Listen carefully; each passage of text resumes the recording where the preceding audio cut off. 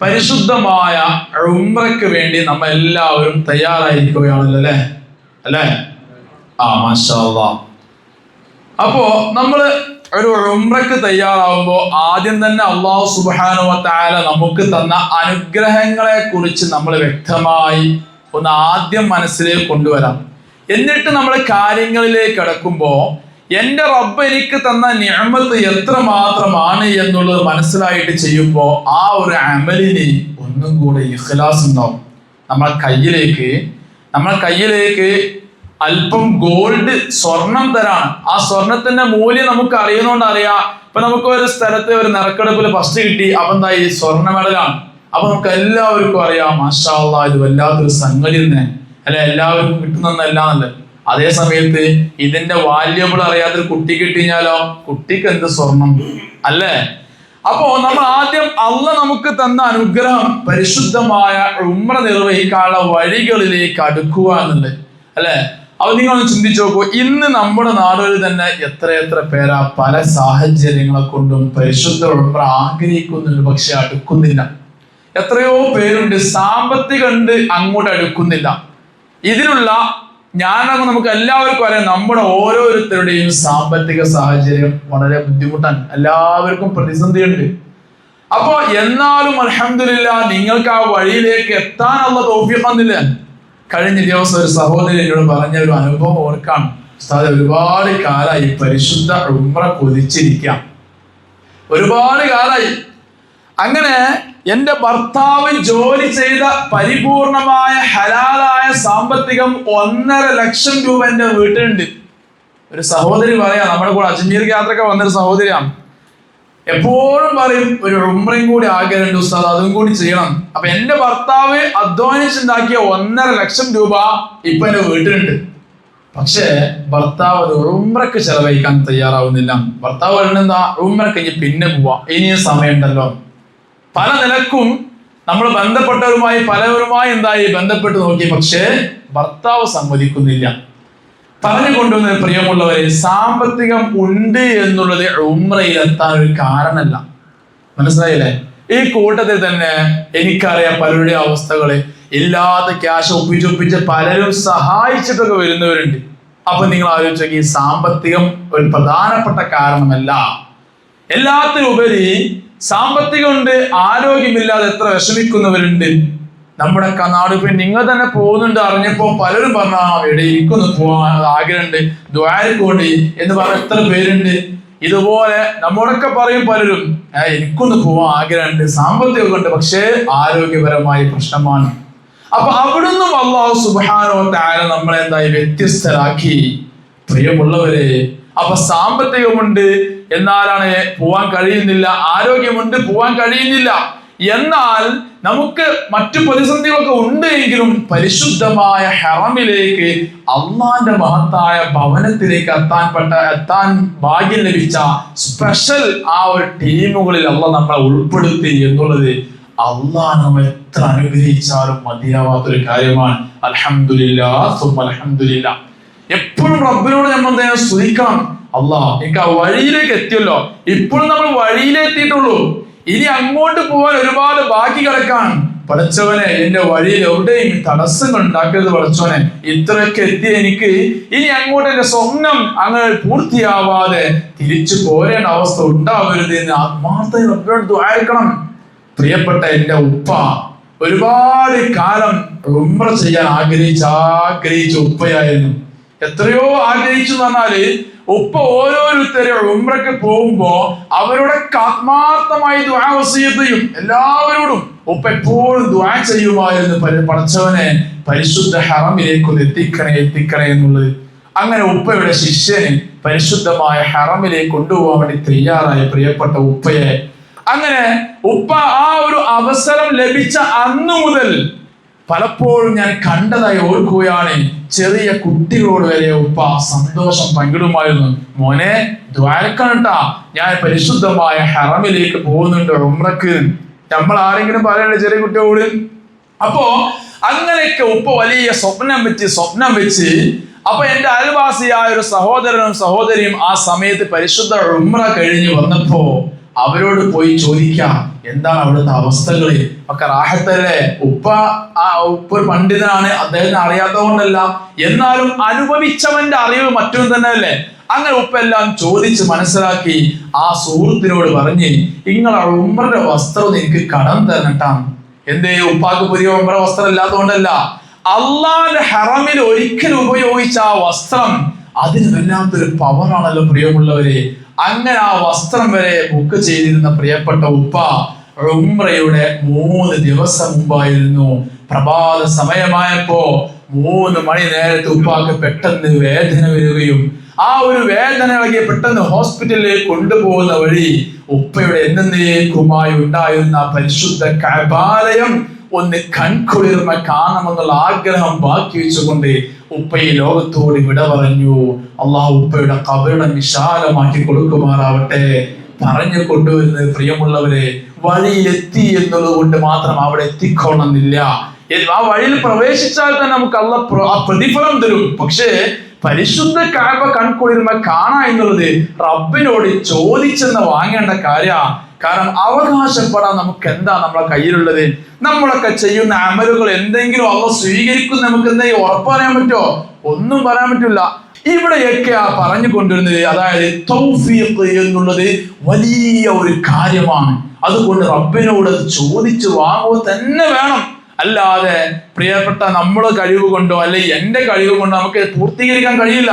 അല്ലാഹു സുബ്ഹാനഹു വ തആല നമുക്ക് എല്ലാവർക്കും പരിശുദ്ധമായ ഉംറ നല്ല റാഹത്തായി ചെയ്തുകൊണ്ട് ആരംഭപ്പൂവിന്റെ മദീനയിൽ ചെന്നുകൊണ്ട് മുത്തിനോട് സലാം പറയാനും പരിശുദ്ധമായ റൗള ശരീഫിൽ ഒന്ന് അല്പനേരം ഒന്ന് ചെലവഴിക്കാനും അള്ളാഹ് തൗഫീഖ് നൽകുമാറാവട്ടെ ഇൻഷാ അല്ലാഹ്. പ്രിയമുള്ളവരെ, അപ്പൊ എല്ലാവരും തൗഫീഖിന് വേണ്ടി ദുആ മനസ്സിലായില്ലേ?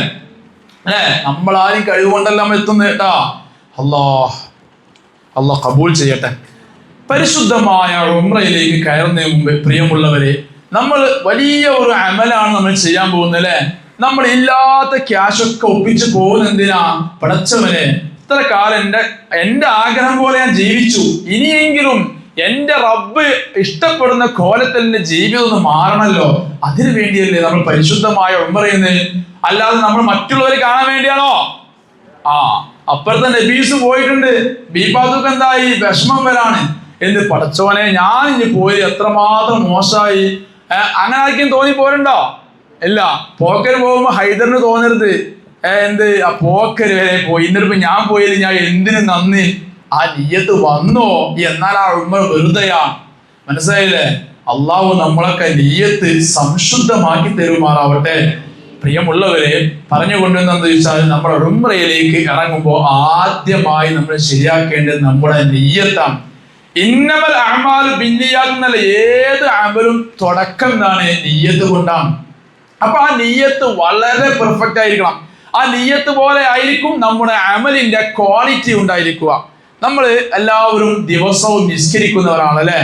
നിസ്കരിക്കുന്ന സമയത്ത് നമ്മുടെ ആ നിയ്യത്തിന്റെ ഇഖ്ലാസ് പോലെ ആയിരിക്കും നമ്മുടെ നിസ്കാരത്തിന്റെ ആ ഒരു ആത്മാർത്ഥത ഉണ്ടായിരിക്കുക. അതുപോലെ നമ്മുടെ നിയ്യത്ത് വളരെയധികം പെർഫെക്റ്റ് ആകണം. ഈ സമയത്ത് ഇബ്ലീസ് നമ്മുടെ മനസ്സിൽ കയറി വരുന്നു മാത്രമല്ല, ഇബ്ലീസ് വന്നിട്ട് നമ്മുടെ ഈ അമലിനെ ഒറ്റയടിക്കാൻ എന്ത് ചെയ്യും? വെള്ളത്തിൽ എഴുതിയതുപോലെ മായ്ച്ചു കളയും. എന്ത്? കാരണം നമ്മളിങ്ങനെ ഉംറക്ക് പോകുമ്പോൾ ഞാൻ പറഞ്ഞല്ലോ, ഒന്ന് മറ്റുള്ളവരും പോയി ഇവരും പോയി, ഇനി ഞാൻ എങ്ങനെ പോവാതിരിക്കാം എന്ന നിയ്യത്ത് വരാൻ പാടില്ല. മനസ്സിലായില്ലേ?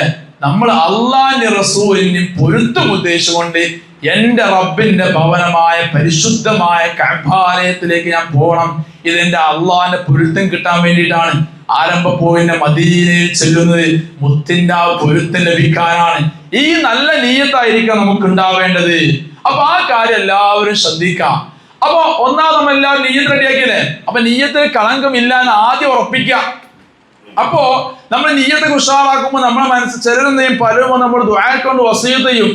പിന്നെ നീ അവിടെ പോകുമ്പോൾ ദുആക്കാണ്ട് എനിക്ക് വേണ്ടിയിട്ട് നീയൊക്കെ വലിയ ഭാഗ്യവതിയായിട്ട് ഉംറ ചെയ്യാൻ അവസരം കിട്ടിയില്ലേ. അപ്പൊ ഞമ്മക്കാൻ തോന്നാ, ഞാൻ ഇപ്പൊ അത്യാവശ്യം കുഴപ്പമില്ലാത്തവനാണ്, അവിടെല്ലേ ഓനക്ക് അവസരം കൊടുത്ത് എനിക്ക് അവസരം തന്നില്ലേ എന്ന് തോന്നിയാലും പ്രശ്നമാണ്. മനസ്സിലായല്ലേ? അള്ളാന്റെ അനുഗ്രഹം മാത്രമാണ് പ്രിയമുള്ളവരെ പരിശുദ്ധ ഉംറ എന്നുള്ളത്. ഏതായാലും പറഞ്ഞുകൊണ്ടെന്ന് വെച്ചാൽ നമ്മൾ നിയ്യത്ത് റെഡിയാക്കി. ഇനി രണ്ടാമത് നമ്മൾ ശരിയാക്കേണ്ട കാര്യം എന്താ? നിയ്യത്ത് റെഡിയാക്കി കഴിഞ്ഞാൽ പിന്നെ സാമ്പത്തികം. സാമ്പത്തികം ഹലാലായിരിക്കണം. 100-101% ഹലാലായിരിക്കണം. അപ്പൊ ഈ 101% ഹലാലാണെന്ന് പറയുമ്പോൾ എങ്ങനെയാണ് സംഭവിക്കുന്നത്? പലപ്പോഴും ഈ അടുത്ത് ഇപ്പൊ കഴിഞ്ഞ ഒരു 2 ദിവസം മുമ്പ് എന്നോട് സഹോദരി വിളിച്ചു വന്ന അനുഭവം ഓർക്കാണ്.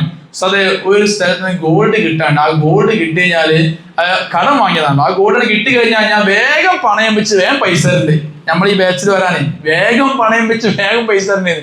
ആ സാധു ഇത്താത്ത അറിയാത്ത കൊണ്ടായിരിക്കാം, അറിവില്ലായ്മ നമ്മൾ എന്തായാലും ഒരാളെ വിഷമിപ്പിക്കൂല. പക്ഷേ അപ്പൊ നമ്മൾ ഈ വിഷം പറഞ്ഞെടുത്ത് പണയം വെച്ച് പോയി കഴിഞ്ഞാൽ പരിശുദ്ധ ഉംറ ഹലാലാവില്ല.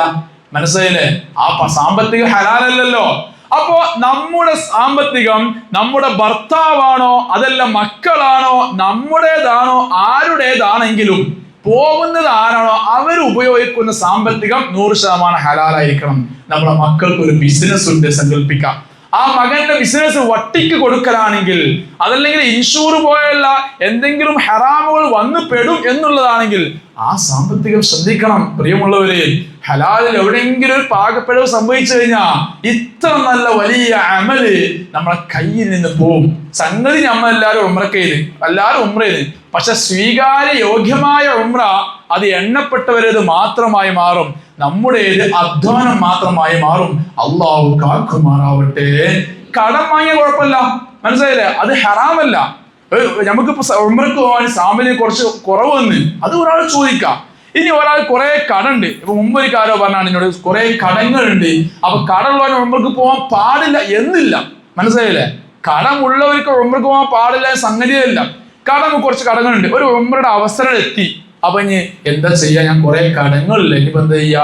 അങ്ങനെയല്ല, നമ്മൾ ആ കടം കൊടുക്കാനുള്ളവരോട് ആദ്യ വിഷയങ്ങൾ പറയണം. ഹബീബി, എനിക്കൊരു അവസരം വന്നിട്ടുണ്ട്, ഞാനൊന്ന് ഉംറക്ക് പോയി നിങ്ങൾ സാമ്പത്തികം പരിഹരിച്ചിട്ടുണ്ട്, അത് നിങ്ങൾക്കൊരു പൊരുത്തം തന്നെയല്ലേ, അത് പറയണം. ഒരാളെ നമ്മൾ കബളിപ്പിച്ച് പോകണ്ടല്ലോ ഉംറ എന്നുള്ളത്. അപ്പോ നമ്മൾ നെയ്യത്ത് റെഡിയാക്കി, സാമ്പത്തികം നമ്മൾ റെഡിയാക്കി അല്ലേ? റെഡിയാക്കില്ലേ? അപ്പൊ ഹലാലായ സാമ്പത്തികം റെഡിയാക്കി അല്ലേ? ഇനി നമ്മൾ ശ്രദ്ധിക്കേണ്ട കാര്യം എന്ന് വെച്ചാല്, ഒരു പരിശുദ്ധമായ ഉംറ കഴിഞ്ഞു വരുന്ന ഒരു മുത്ത് മുഅ്മിനെ കുറിച്ച് മഹാന്മാരൊക്കെ പറയുന്നതായി കാണാം. ഹജ്ജും ഉംറയും ചെയ്തു കഴിഞ്ഞവർക്ക് അവര് ഒരു ഉമ്മയുടെ ഗർഭാശയത്തിൽ നിന്ന് എങ്ങനെയാണോ പുറത്തേക്ക് വരുന്നത്, നമ്മളൊക്കെ ഒരു ചെറിയ കുഞ്ഞുങ്ങളില്ലേ, നമ്മൾ ചിന്തിച്ചു നോക്കി, ഇന്ന് വരെ അവർക്കൊരു ഹറാമില്ല അല്ലേ? എന്തെങ്കിലും ഭയങ്കര ദേഷ്യം കുറച്ച് സിമ്പിളായിരുന്നൂടി. ഇങ്ങനെ ഗാലി വിൽക്കുമ്പോൾ കുറച്ച് കഷ്ടപ്പാട് വരും, മനസ്സിലായില്ലേ? അപ്പോ എന്താണ്, ഇന്ന് വരെ അവർക്കൊരു ഹറാമില്ല, അവരെ കണ്ണുകൾ ഇന്ന് വരെ ഒരു ഹറാമിലേക്ക് പോകുന്നില്ല. എന്നാൽ ആ കുഞ്ഞുങ്ങൾ ഇന്ന് വരെ ഒരു ഹറാം ഒരാളെ കുറിച്ച് സംസാരിക്കുന്നില്ല. നമ്മൾ അങ്ങനെയാണോ? അല്ല, നമ്മളെ വാക്കുകൾ ഗീബത്തുകളാവുന്നില്ലേ, അല്ലെങ്കിൽ നമീമത്ത് വരുന്നു. അങ്ങനെ നമ്മുടെ കണ്ണുകൾ മോശത്തരത്തിലേക്ക് പോയി പോകുന്നു. അപ്പോ ഒരു ഹജ്ജും ഉംറയും ചെയ്തു വരുന്ന ഒരു മുഅ്മിനെ കുറിച്ച് അവരുടെ ഉംറയും ഹജ്ജും സ്വീകാര്യ യോഗ്യമായാൽ അവർ ഉമ്മയുടെ ഗർഭാശയത്തിൽ വന്ന ഒരു കുഞ്ഞിനെ പോലെയാണെന്നാണ് മഹാന്മാർ പഠിപ്പിച്ചത്. അള്ളാഹു ആ ഭാഗ്യം ലഭിച്ച മുത്തുമുഅ്മിനീങ്ങൾ നമ്മെല്ലാവരെയും ഉൾപ്പെടുത്തുമാറാവട്ടെ. പ്രിയമുള്ളവരെ, അപ്പൊ അങ്ങനെയുള്ള വലിയൊരു അമല് നമുക്ക് ലഭിക്കണമെങ്കിൽ 2 കാര്യങ്ങൾ നമ്മൾ മനസ്സിലായില്ലേ? അപ്പൊ ഇനി 3ാമത് കാര്യം എന്താ വെച്ചാല്, നമ്മള് ഒരു ഉംറ കഴിയുമ്പോ ആ ഹജ്ജ് ഉംറക്കൊക്കെ അടിമയും ഉടമയും തമ്മിലുള്ള കള്ള പൊരുത്തപ്പെടും. നമ്മള് മോശമായി എന്തോ കണ്ടുപോയി, മനുഷ്യ സഹജാണ്, ചിലപ്പോ തെറ്റുകൾ കണ്ടുപോകും മനുഷ്യന്മാരെ ഓരോ പ്രായത്തിന്. അപ്പൊ അതൊക്കെ റബ്ബിനോട് നമുക്ക് എന്താ ചെയ്യാ, പൊരുത്തപ്പെടിപ്പിക്കാം. കാരണം എന്താ, ഹെഡ് ഓഫീസിലല്ലേ നമ്മളുള്ളത്, പരിശുദ്ധ കഅബയുടെ ആ മത്താഫിലല്ലേ ഇരിക്കണത്. ദുആ തട്ടൂല, മനസ്സിലായില്ലേ? ഉറപ്പും തട്ടൂല. ആ സ്ഥലം തുറക്കുമ്പോ എന്ത് ചെയ്യും, നമ്മളെല്ലാ ഹൃദയത്തിലുള്ള കറകളും ക്ലീൻ ആയി വരും.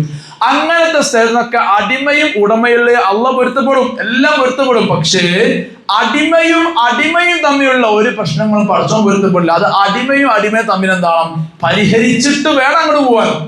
പറഞ്ഞു കൊണ്ടുവരുന്നത്, പ്രിയമുള്ളവരെ, നമ്മളൊക്കെ ജീവിതത്തിൽ പലരെയും നമ്മുടെ വാക്കുകൾ കൊണ്ട് നോവിച്ചിട്ടുണ്ടാവും, ഉറപ്പുണ്ടാവും, അതൊക്കെ സംഭവിച്ചിട്ടുണ്ടാവും. ഇതിപ്പോ നമ്മളാരും മയസൂമികളൊന്നല്ല തെറ്റ് സംഭവിക്കാക്കാൻ. ചിലപ്പോ നമ്മുടെ പരിഹാസ ചിരികൾ നമ്മുടെ സുഹൃത്തിന് ആയിട്ടുണ്ടാവാം, അല്ലെങ്കിൽ നമ്മുടെ അയൽവാസിയുമായി നമ്മൾ കാലങ്ങളായി മിണ്ടാത്തവരായിരിക്കാം. എന്തേ കാരണം, നിസ്സാരമായെന്തോ കാരണം മറ്റൊരു അയൽവാസി വന്ന് എന്തോ കുത്തിത്തിരിപ്പുണ്ടാക്കിയപ്പോ എന്തായി, ഇവർ തെറ്റിദ്ധരിച്ചു. അതിന്റെ പേരിൽ അന്ന് മുതൽ യാതൊരു ബന്ധമില്ല, മനസ്സിലായില്ലേ? ഞാൻ ഇന്നലെ ഒരു സ്ഥലത്ത് പോയി. ആ സ്ഥലത്ത് അടുത്തടുത്ത് 2 വീട്ടുകാരുണ്ട്. ആ വീട്ടുകാർ യാതൊരു ബന്ധങ്ങളില്ല അത്രേ. ഞാൻ അത്ഭുതപ്പെട്ടു, എന്തിനാണ് ഇവർ എത്ര അടുത്തടുത്ത് വീടുകൾ അടുത്തടുത്ത്? അപ്പൊ അതിലൊരു വീട്ടുകാരനോട് പറയാ, ഉസ്താദേ, അയൽവാസികൾ പുറമക്കാരായിരുന്നെങ്കിൽ എത്ര വലിയ സന്തോഷവാന്മാരായിരുന്നു, അതായത് ബന്ധങ്ങൾ ഉണ്ടായിരുന്നെങ്കിൽ പറയാം.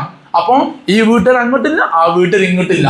പ്രിയമുള്ളവരെ, ഇങ്ങനെയൊക്കെ നമ്മളെ ജീവിതത്തിൽ പല തെറ്റുകളും സംഭവിച്ചിട്ടുണ്ടാവാം, പലരെയും മോശങ്ങൾ പറഞ്ഞിട്ടുണ്ടാവാം. അമ്മായിമ്മ മരുമകൾ അങ്ങോട്ടും ഇങ്ങോട്ടും പല കാര്യങ്ങൾക്കും പ്രശ്നങ്ങളുണ്ടാവും, അത് സ്വാഭാവികമാണ്. മനസ്സിലായില്ലേ? ഇങ്ങനെയൊക്കെ ഉണ്ടായിട്ടുണ്ടാവാം. ഇതൊക്കെ മനുഷ്യ സഹജമാണ്. അല്ലെങ്കിൽ നമ്മൾ ഭർത്താവ് ഭാര്യമാർ നമ്മളൊക്കെ പുതിയാപ്പിള എന്തെങ്കിലും റോങ് ആയി പറഞ്ഞിട്ടുണ്ടാവും, അല്ലെങ്കിൽ പുതിയാപ്പിള പുതിയനോ പറഞ്ഞിട്ടുണ്ടാവും. എന്തൊക്കെ തന്നെ ആണ് എങ്കിലും പരിശുദ്ധ ഉംറയ്ക്ക് ആരാണോ പോകുന്നത് അവർക്കാണ് ഈ പറയുന്നത്. മറ്റുള്ളവർ എന്തായാലും പൊരുത്തം പിടിപ്പിക്കണം. പരിശുദ്ധ ഉംറയ്ക്ക് പോകുമ്പോ എല്ലാം പൊരുത്തം പിടിപ്പിക്കണം. മനസ്സിലായില്ലേ? അടിമയും കഴിഞ്ഞിട്ട് വേണം ഉടമന്റെ അടുത്ത് ചെല്ലാൻ. അതാ ഞാൻ പറഞ്ഞുകൊണ്ടത്.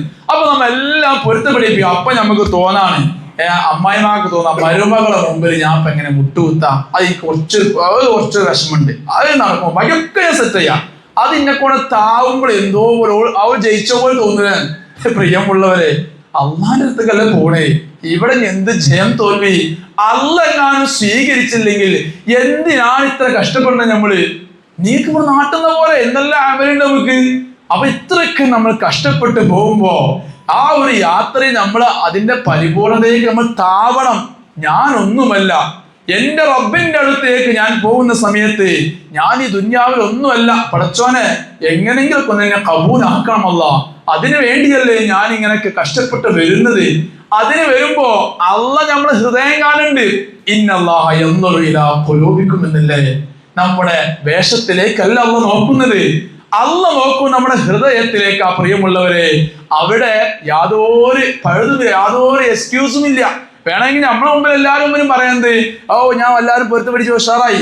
നീ പൊരുത്തം പിടിപ്പിച്ചോ, നിന്റെ റബ്ബിനറിയാ നീ എവിടെയെങ്കിലും ബാക്കി വെച്ചിട്ടുണ്ടോ എന്നുള്ളത്. അതുകൊണ്ട് പ്രിയപ്പെട്ട ഉപ്പമാരെ ഉമ്മമാരെ, പൊരുത്തം പിടിപ്പിക്കാൻ താഴ്ന്ന് നമ്മൾ എന്ത് ചെയ്യാ, നമ്മളൊന്ന് അല്ലെങ്കിലും നിങ്ങൾ ചിന്തിച്ചു നോക്കൂ പ്രിയമുള്ളവരെ, നമ്മളൊക്കെ എന്താണ് ദുനിയാവില്? ഒന്നുമല്ല. എന്നാണ് ചിന്തിച്ചാൽ മനസ്സിലാവും നമ്മൾ പൊരുത്തം പിടിപ്പിക്കണം എന്നല്ലേ. മരുമകളാണ് ഉംറയ്ക്ക് വരുന്നതെങ്കിൽ ഭർത്താവിന്റെ ഉമ്മയെ വേദനിപ്പിച്ചിട്ടുണ്ടെങ്കിൽ പൊരുത്തം പിടിപ്പിക്കണം. ഉപ്പയാണ് വരുന്നെങ്കിൽ മരുമകളുമായി ചില അസ്വാരസ്യങ്ങൾ ഉണ്ടെങ്കിൽ, അല്ലെങ്കിൽ ഭാര്യയുമായി അസ്വാരസ്യങ്ങൾ ഉണ്ടെങ്കിൽ, ഓളം മുമ്പിൽ ഇപ്പൊ ഞാൻ മുട്ടൂത്തേ അതിന്റെ ഒരു നിലക്കും ഞാൻ ചിന്തിച്ചാൽ പറ്റൂല. അങ്ങനെ പറ്റൂലെങ്കിൽ പടച്ചോ കാണേണ്ടത്. മനസ്സിലായല്ലേ? മുസ്ലിയാർ കൊണ്ടുപോയി ഉംറയും ചെയ്യിപ്പിച്ച് തിരിച്ചു പോരും. അതിൽ കുറെ ഭാഗ്യവാന്മാർക്ക് ലക്ഷ്യം കിട്ടി, അല്ലാതെന്തായി പൊട്ടും ചെയ്യും. മനസ്സിലായില്ലേ? അള്ളാഹു സ്വീകാര്യ യോഗ്യമായ ഉംറ ചെയ്ത ഭാഗ്യവാന്മാരെ നമ്മൾ ഉൾപ്പെടുത്തുമാറാവട്ടെ. അപ്പൊ നമ്മൾ നീയത്ത് റെഡിയാക്കി, സാമ്പത്തികം റെഡിയാക്കി, പൊരുത്തം പിടിപ്പിക്കൽ കഴിഞ്ഞു അല്ലേ? കഴിഞ്ഞോ? എപ്പോ? നമ്മൾ കേട്ടതല്ലേ ഉള്ളൂ. ഇൻഷാ അല്ലാഹ് ഇന്ന് പോയി പൊരുത്തം പിടിപ്പിക്കൂലേ? അത് പൊരുത്തം എന്ത് രസമുണ്ട്, അത് സന്തോഷം. ഒന്നുമില്ല, നമ്മൾ എന്ത് നേരെ വാട്സപ്പിൽ ഇങ്ങനെ മെസ്സേജ് അയക്കാം, പ്രിയ ഹബീബി ഞാൻ ഉംറക്ക് പോവാണ്, എന്തെങ്കിലുമൊക്കെ വിഷമണ്ടി പൊരുത്തം ഉണ്ടട്ടാ. അപ്പൊ ചിലപ്പോ നമ്മള് വല്ലാതെ നിങ്ങളും ഭയങ്കര പ്രശ്നമാക്കിയ ചില സാധുക്കളുണ്ടാവും. അപ്പോഴാ അവര് അറിയണേ നിങ്ങൾ ഉംറക്ക് പോണെന്ന്. അപ്പൊ അവര് പറയും ഞാൻ പൊരുത്തപ്പെടൂല, പറഞ്ഞു സങ്കല്പിക്ക. അപ്പൊ നമുക്ക് എന്തായി, നമ്മളെ ഉള്ളിലിരുന്ന ഗർജിക്കുന്ന സിംഹം പുറത്തേക്ക് പൊരുത്തപ്പെടും വേണ്ട, അതിന്റെ പൊരുത്തം വേണ്ട, ഞാൻ ഉംറക്ക് പോകുമ്പോൾ ഡബിൾ ആക്കണ്ട. മനസ്സിലായില്ലേ? അപ്പൊ ഞാൻ ആകെ വാളി പോയി. മനസ്സിലായില്ലേ? അങ്ങനൊക്കെ ഉണ്ടാവും ചില ദേശങ്ങളിൽ. നമ്മളെ സാരല്ല വിട്ടീച്ച് ഉദ്ദേശിച്ച പോണ്, അപ്പളാ ഓപ്പോസിറ്റ് ഇങ്ങോട്ട് ഞാൻ പൊരുത്തപ്പെടൂല. അപ്പൊ നമ്മളെ പറയാൻ സ്വഭാവം വരുമ്പോണ്ടല്ലോ എന്തെങ്കിലും അങ്ങനെ എന്തായി പോരുത്, അങ്ങനെ ഉണ്ടാവരുത്. നമ്മളോട് പറയാ നിങ്ങൾ പൊരുത്തം ചോദിക്കണേ വേണ്ടുള്ളൂ. മനസ്സിലായില്ലേ? നിങ്ങൾ മാന്യമായി നല്ല മനസ്സോടെ, ഞാൻ നേരത്തെ പറഞ്ഞില്ല, അള്ളാഹ് നമ്മുടെ ഹൃദയമല്ലേ നോക്കണേ, നമ്മളെ മനസ്സ് നന്നായോണ്ടല്ലേ നമ്മൾ പൊരുത്തം വെടിയിപ്പിക്കുന്ന കേട്ടാ. അപ്പൊ നമ്മളിങ്ങനെ 3 കാര്യങ്ങൾ നമ്മൾ റെഡിയാക്കി അല്ലെ. ഇനി നമ്മൾ ശ്രദ്ധിക്കേണ്ട കാര്യം എന്ന് വെച്ചാല്, നമ്മുടെ നിയ്യത്ത്, സാമ്പത്തികം, അതുപോലെ പൊരുത്തം പിടിപ്പിക്കുക എല്ലാം കഴിഞ്ഞു. ഇനി നമ്മൾ പ്രത്യേകം ശ്രദ്ധിക്കേണ്ട കാര്യം, നമ്മൾ പരിശുദ്ധമായ ഉംറയ്ക്ക് വേണ്ടി പോകാൻ കാണല്ലേ. നമ്മൾ ഇവിടുന്നൊക്കെ പോയി എല്ലാ വഴികളും ശരിയായാലും അവിടെ എത്തിയിട്ട് ഒരു പനിയോ തലവേദന ഉണ്ടായ അന്നത്തെ ഉംറ ബാത്തിലായി അല്ലെ, കഴിയില്ലല്ലോ നമുക്ക്. അപ്പൊ ഒരു ബുദ്ധിമുട്ട് നമ്മൾ യാത്ര ഉണ്ടാവരുത്. സംഗതി നിങ്ങൾ ഹസന ട്രാവൽസ് നമ്മൾ അങ്ങനെ ഇങ്ങനെ നമ്മളെ കൂടെ ഉണ്ടാവാനൊക്കെ പറഞ്ഞാലും നമ്മക്ക് അസുഖം വന്നാൽ ഉസ്താദ് കൂടെ എടുത്ത കാര്യം അല്ലെ, അസുഖം വന്ന റൂമിൽ കിടപ്പിലാവില്ലേ. അപ്പൊ നമ്മളെ യാത്രയിൽ ഒരു തടസ്സങ്ങളും ഇല്ലാതിരിക്കാൻ വേണ്ടി പരിസരത്തുള്ള മഹാന്മാരൊക്കെ ഒന്ന് സിയാറത്ത് ചെയ്യാം. എന്തേ കാരണം അവരോട് പോയി പറയാം, നമ്മളിങ്ങനെ ഉംറക്ക് പോകണ്ടേ. ഇത് ഉംറന്റെ ഫർളൊന്നുമല്ല കേട്ടാ, ഇതൊരു കാര്യം പരിപൂർണമാണ്. എല്ലാത്തിനും അങ്ങനെ നല്ലതല്ലേ ഇത്, അല്ലെ? എല്ലാ കാര്യത്തിനും മഹാന്മാർ നല്ലതല്ലേ? അവരോടൊക്കെ സിയാറത്ത് ചെയ്തിട്ട് അവരോടൊക്കെ പറയാ ഇങ്ങനെ നല്ലൊരു ഉംറക്ക് പോകണ്ട, ഒക്കെ റാഹത്തിലാവണം, അവിടുന്ന് പൊരുത്തം വേണം എന്ന് പറഞ്ഞ് ദ്വാരക്കാം. അതുപോലെ നമ്മുടെ നാട്ടിലെ ഉസ്താദുമാരൊക്കെ ഉണ്ടാവും, പള്ളിയിലെ ഉസ്താദുമാരൊക്കെ ഉണ്ടാവും, നമ്മളെ പഠിപ്പിച്ച ഉസ്താദുമാരുണ്ടാവും. അവർക്ക് ദുആ എന്ന വലിയ ഇജാബത്തുള്ളതാ, മനസ്സിലായില്ലേ? അവരൊക്കെ ദുആ ചെയ്യിപ്പിക്കാം. അവരൊക്കെ ദുആക്കും എന്താ ഫള് അറിയാം. അവര് പറയാണ് അള്ളാഹു നിങ്ങളെ യാത്ര റാഹത്തിലാക്കട്ടെ എന്ന് പറയുമ്പോ ആ സാധു ചിലപ്പോ അതുവരെ ദിക്ർ ചൊല്ലിയ നാവുകൊണ്ടായിരിക്കും പറയുന്നത്, മനസ്സിലായില്ലേ? ളുഹറിന് പള്ളിയിൽ നിന്ന് നിസ്കരിച്ച ഒരു നാട്ടുകാർക്ക് മുഴുവൻ നിസ്കരിച്ച് ഇമാമ് നിസ്കരിച്ചു കൊടുത്ത് അങ്ങനെ പുറത്തിറങ്ങിയപ്പോഴായിരിക്കും ഇത് പറയുന്നത്, നമ്മൾ ദുആ വസിയത്ത് ചെയ്ത്. അപ്പോ അങ്ങനെയുള്ള ഉസ്താദുമാരെ ദുആ ആയിരിക്കാം ഒരു പക്ഷേ നമ്മളെ ഉംറ എന്താണ് യാതൊരു ബുദ്ധിമുട്ടുമില്ലാതെ നമുക്ക് അവിടെ എത്താനുള്ള കാരണങ്ങളാവാം. അപ്പൊ ആ കാര്യം എല്ലാവരും മനസ്സിലായില്ലേ? ഇനി നമ്മൾ ശ്രദ്ധിക്കേണ്ട കാര്യം എന്ന് വെച്ചാൽ, നമ്മൾ ഏതൊരു സ്ഥലത്തേക്ക് പോകുമ്പോൾ പണ്ടേ നമ്മളെ പൂർവികന്മാരൊക്കെ ചെയ്തിരുന്ന കാര്യമാണ് ബദരീങ്ങളെ വിളിക്കുക, അല്ലെ? നമ്മുടെ നാട്ടിലൊക്കെ എന്തെങ്കിലും പെട്ടെന്ന് ബദരീങ്ങളെ വിളിക്കൂലേ, അല്ലേ? അതെന്തേ കാരണം? ഏത് സമയത്തും നിങ്ങൾ വിളിച്ചാൽ ഉടനെ വിളി കേൾക്കുന്നവരാണല്ലേ ബദരീങ്ങൾ എന്നുള്ളത്. ബദരീങ്ങളെ കുറിച്ച് പരിശുദ്ധമായ ഖുർആൻ തന്നെ പറയുന്നുണ്ട്, അവര് ഷഹീദായവരെന്നാണ് പ്രയോഗം പറയുന്നത്. അവർ ഇന്നും എന്താണ് ഹയാത്ത് പോലെ ഉള്ളവരാണ്, അള്ളാഹുവിന്റെ മാർഗത്തിലെ വഫാത്തായവരല്ലേ. അപ്പൊ പറഞ്ഞുകൊണ്ടിരുന്നത് ആ ബദരീങ്ങൾക്ക് വേണ്ടി എന്താ ചെയ്യുക, ഒരു പരിപൂർണമായ ഒരു ബദർ മൗലൂദ്, കാമിലായ ബദർ മൗലൂദ്. ഈ കാമിലായ ബദർ മൗലൂദ് എന്ന് പറയുമ്പോൾ നമ്മൾ ശ്രദ്ധിക്കേണ്ട കാര്യം, നമ്മൾ ചിലപ്പോൾ നമ്മുടെ നാട്ടിലെ ഉസ്താദിനെ വിളിച്ച് ബദർ മൗലൂദ്, ഉസ്താദ് തിരക്കുണ്ടെങ്കിൽ ഉസ്താദിനെ ബുദ്ധിമുട്ടാക്കണ്ട, നിങ്ങൾ ഓതിയാലും മതി, മനസ്സിലായില്ലേ? ബദർ മൗലൂദ് നമ്മൾ ഓതിയാലും മതി. ചിലപ്പോൾ നമ്മൾ എന്ത് ചെയ്യും, തിരക്കുള്ള സാധുവായ ഉസ്താദിനെ വിളിക്കും. ഉസ്താദ് അഥവാ ആ ബദർ മൗലൂദ് ഇസ്മ മാത്രം പറഞ്ഞ് ചെല്ലി കഴിഞ്ഞാൽ പരിപൂർണ്ണമായില്ല, മനസ്സിലായില്ലേ? അതുകൊണ്ട് കാമിലായ ഒരു ബദർ മൗലൂദ് ഓതിയിട്ട് അവിടെ നിന്ന് ആത്മാർത്ഥമായി ദുആ ചെയ്യിപ്പിക്കാം. ഈ ബദരീങ്ങളെ ബറക്കത്ത് കൊണ്ടൊക്കെ യാത്ര റാഹത്തിലാവണേ എന്നുള്ള ആത്മാർത്ഥമായി ദുആ ചെയ്യിപ്പിക്കാം. അപ്പൊ ആ ബദരീങ്ങളെ കാവലുണ്ടാവും നമ്മുടെ പരിശുദ്ധമായ ഉംറക്ക്. പ്രിയമുള്ളവരെ, പോകണ്ടേ നമുക്ക് ബദരീങ്ങളായ ആ യുദ്ധം നടന്ന, ആ ഘോരമായ യുദ്ധം നടന്ന യുദ്ധ രണാങ്കണത്തിലേക്ക് പോണ്ടേ? ഇൻഷാ അല്ലാഹ് അല്ലാഹു തൗഫീഖ് നൽകുമാറാവട്ടെ. ബദർ യുദ്ധം നടക്കുന്ന സമയത്തല്ലേ ബദരീങ്ങൾക്ക് കാവലായിക്കൊണ്ട് മലായിക്കത്തുകൾ ഇറങ്ങിയത്. ആ മലക്കുകൾ ഇറങ്ങിയ ജബലു മലായിക്ക ഇൻഷാ അല്ലാഹ് നമുക്ക് പോകുമ്പോ കാണാം. അല്ലാഹു തൗഫീഖ് നൽകുമാറാവട്ടെ. ആരംഭപ്പൂവായ മുത്ത് നബി സ്വല്ലല്ലാഹു അലൈഹി വസല്ലമ തങ്ങള് ഈ ബദർ യുദ്ധം നടക്കുന്ന സമയത്ത് തങ്ങൾക്ക് ടെന്റ് കെട്ടിക്കൊടുത്ത ആരംഭപ്പൂ ഇരുന്ന സ്ഥലമുണ്ട്, മനസ്സിലായില്ലേ? ആ സ്ഥലം സ്വല്ലല്ലാഹു അലൈഹി വസല്ലം, ആ സ്ഥലം നമുക്ക് ഇൻഷാ അല്ലാഹ് കാണണം. അള്ളാഹു നമ്മുടെ കണ്ണിന് അതിനെല്ലാം തൗഫീഖ് നൽകുമാറാവട്ടെ.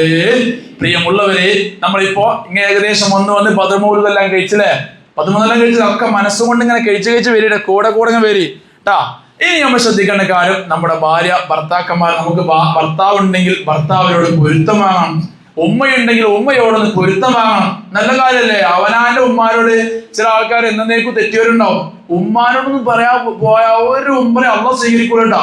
കാരണം ഉമ്മ എന്നുള്ളത് അല്ലെങ്കിൽ ഉപ്പ എന്നുള്ളത് എത്ര നമ്മൾ വില കൊടുത്താലും മതിയാവാത്ത ഒന്നാലേ. ചിലപ്പോ നമ്മളെ ഉമ്മ രോഗിയായി കിടപ്പിലാവും, എന്നാലും ആ സാധുക്ക് പറഞ്ഞാൽ മനസ്സിലാവില്ല. എന്നാലും ആ സാധുവിന്റെ അടുത്ത് പോയി പറയാ, ഉമ്മ ഞാൻ ഉംറക്ക് പോകുന്നുണ്ട്, ഒക്കെ റാഹത്തിലാകുമ്പോൾ ദ്വാരക്കാട്ടാ, മനസ്സിലായില്ലേ? ആ കാര്യം ചില ഭർത്താവിന് കുറെ കാലമായി വിട്ടുണ്ടാവും. ത്വലാഖ് ഭർത്താവ് അല്ലല്ലോ, ഭർത്താവാണ് എങ്കിൽ ആ ഭർത്താവ് എന്നൊരു സംഗതി അവിടെ ഇല്ലേ. അതുകൊണ്ട് എന്ത് ചെയ്യാ, ഒരു ഉംറക്ക് പോവാണെങ്കിൽ യാത്ര പറയാ, അവരോടൊക്കെ പൊരുത്തം വാങ്ങാം, മനസ്സിലായില്ലേ? ഇൻഷാ അല്ലാഹ് ആ കാര്യം എല്ലാവരും ശ്രദ്ധിക്കാം. ഇനി നമ്മുടെ മനസ്സ്, എല്ലാവരും മനസ്സുകൊണ്ട് എവിടേക്ക് വരിക? ഇനി എല്ലാവരും എന്ത് ചെയ്യാ, നമ്മുടെ യാത്ര എന്നാ ഡേറ്റ്? ഇൻഷാ അല്ലാഹ് 31 ആരെയും പ്രതീക്ഷ ഉണ്ടാ? നിങ്ങൾ ഒരു ദിവസം കൂടി നേരത്തെ അള്ളാന്റെ ഹറമൊക്കെ എത്തിക്കോടെ വെച്ചിട്ടാ.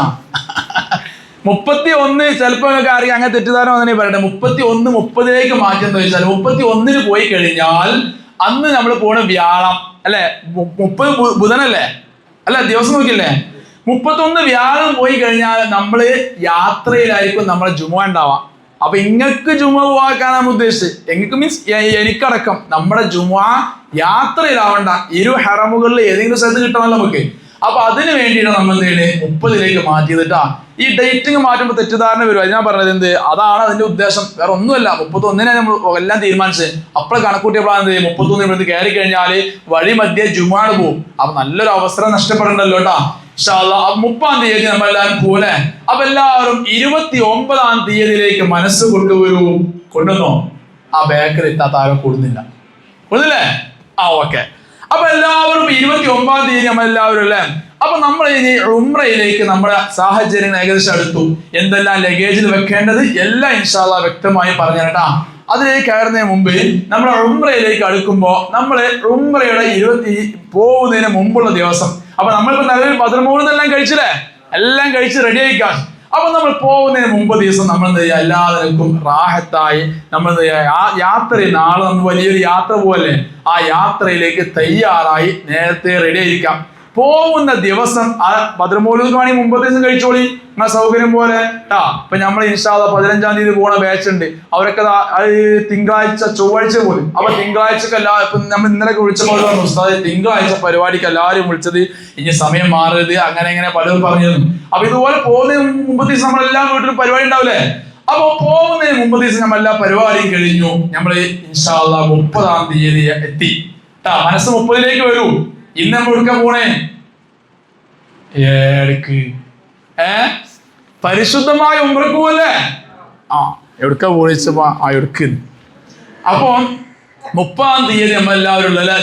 ഇന്ന് നമ്മൾ പരിശുദ്ധമായ ഉംറക്ക് പോവാം. നേരത്തെ കാലത്ത് നമ്മൾ എന്ത് ചെയ്യണം, കുളിച്ച് എല്ലാം റെഡിയാണ്. എല്ലാവരും കുളിച്ച് നേരത്തെ കാലത്ത് കുളിയെല്ലാം കഴിച്ച് ഉംറയിലേക്ക് പോകാൻ വേണ്ടി നമ്മൾ എല്ലാവരും തയ്യാറായിരിക്കണം. എന്ന് പറഞ്ഞാല് നമ്മൾ നേരത്തെ നമ്മളെ കുളിയും കാര്യങ്ങളും കഴിഞ്ഞാല് നമ്മളെ വീട്ടിലേക്ക് എന്ത് ചെയ്യും, ഓരോരുത്തർ ഇങ്ങനെ വരും അല്ലെ. ഓരോരുത്തർ നമ്മൾ സ്വാഭാവിക യാത്ര വരാനല്ലേ. അപ്പൊ ആ സമയത്ത് നമ്മൾ കാര്യമായി കുളിയിലാണ്. അങ്ങനെ ഉണ്ടാവരുത്. നേരത്തെ കുളിച്ച് റെഡിയായി എല്ലാവരും ശരീരമാസകലനം നമ്മൾ ശുദ്ധിയാക്കണം. ഉള്ളും പുറക്കെ ഒക്കെ കേൾക്കുമ്പോൾ മനസ്സിലാവണ്ട. അല്ലാതെ പുറത്തിങ്ങനെ മൊഞ്ചു കൂട്ടിയിട്ടൊന്നും കാര്യമില്ല. നമ്മൾ അള്ളാന്റെ ഭവനത്തിലേക്കാ പോണേ. ശരീരമാസകലം നമ്മൾ ഫ്രഷ് ആയവരായിരിക്കണം. അങ്ങനെ നമ്മൾ എല്ലാവരും നമ്മൾ യാത്രയുടെ സമയത്തേക്ക് അടുക്കാണ്. ഇൻഷാ അല്ലാഹ് ലഗേജുമായി ബന്ധപ്പെട്ട കാര്യങ്ങളൊക്കെ ഞാൻ വേറെ തന്നെ പറഞ്ഞു കേട്ടാ. അപ്പൊ നമ്മൾ യാത്രങ്ങൾ പോണ ആ യാത്ര ഇനി വഴി നമുക്ക് ഇറങ്ങണ്ട. എല്ലാവരും മനസ്സ് പോലില്ലേ, നമ്മിങ്ങനെ പോയി മുത്തിന്റെ മദീനയിൽ പോയി തിരിച്ചിപ്പോ വരും ഇൻഷാ അല്ലാഹ്. അപ്പോ നമ്മൾ എല്ലാവരും യാത്രയുടെ സമയത്തേക്ക് അടുക്കുമ്പോ എല്ലാവരും കുളിച്ച് റെഡിയല്ലേ. ആ കുളിയിൽ എല്ലാവരും എന്ത് ചെയ്യണം, നിയ്യത്ത് വെക്കണം. സാധാരണ വെച്ചോളി. ഇനിയിപ്പോ അവിടുന്ന് വേണമെങ്കിൽ പിന്നെ വെക്കാലോ. ഇഹ്റാമിന് മുമ്പുള്ള സുന്നത്ത് കുളി ഞാൻ കുളിക്കുന്നു. അങ്ങനെ നിയ്യത്ത് വെച്ചു. നമ്മൾ എല്ലാവരും കുളിച്ചു. ഞാൻ പറഞ്ഞു നഖം വൃത്തിയാക്കണം, ശരീരമാസകലം ഫുൾ ക്ലീൻ ആയിരിക്കണം. അങ്ങനെ നമ്മളെല്ലാം റെഡിയായി. നമ്മൾ എന്ത് ചെയ്യാം, ആ 2 റക്അത്ത് സുന്നത്ത്, യാത്രയുടെ മുമ്പുള്ള 2 റക്അത്ത് സുന്നത്തിട്ടാണ്. ആ യാത്രയുടെ മുമ്പുള്ള 2 റക്അത്ത് സുന്നത്ത് നമ്മൾ നിസ്കരിച്ച് ആ നിസ്കാര സമയത്തെ കുറിച്ച് ഞാൻ പറഞ്ഞേട്ടാ. ആ നിസ്കാരം കഴിഞ്ഞതിന് ശേഷം നമ്മൾ ആത്മാർത്ഥമായി റബ്ബിനോട് ദുആ ചെയ്യാം. അല്ലാഹുവേ, സാധുവായ ഞാൻ പരിശുദ്ധമായ ഉംറ ഒരുപാട് കാലം കൊതിച്ചതാണ്. ആ ഒരു ഉംറയിലേക്കാണല്ലോ ഞാൻ പോവാൻ ഇറങ്ങുന്നത്.